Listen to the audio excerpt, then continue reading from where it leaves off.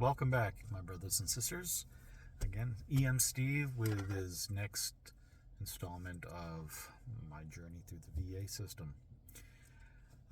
Today's journey is going to be basically about documentation. The VA won't do anything without documentation.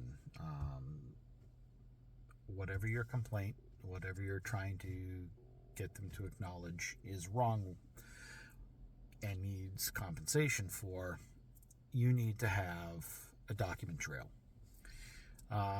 That's with either your military medical records, private military records, and or specialists.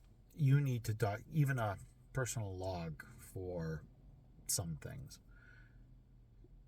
You need to make sure that everything that happens is listed, and you can say, yes, on this date this happened, and then again on this date and on this date.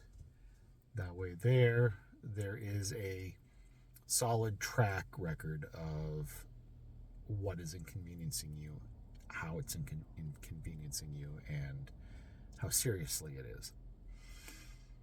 And a lot of the VA ratings depend on how frequent these instances occur. So it's very important that you have documentation. Again, I didn't for a couple of things, and that has probably lost me 20 to 30% on a rating. So learn from my mistakes, please. Write it down. Complain to your doctors, your medical, whether it's the military or civilian. Complain. It's the squeaky wheel that gets greased. So if you go ahead and make those log entries, or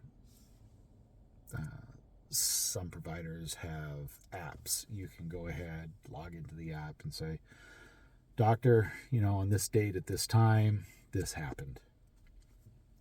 It's logged into your medical records at that point.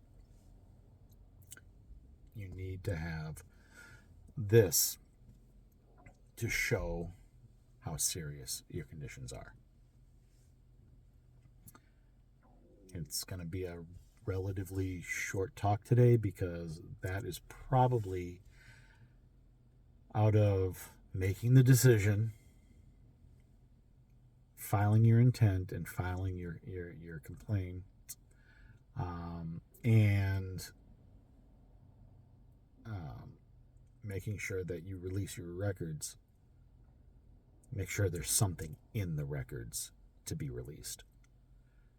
That is probably the biggest asset that you can have to get the maximum rating from the VA.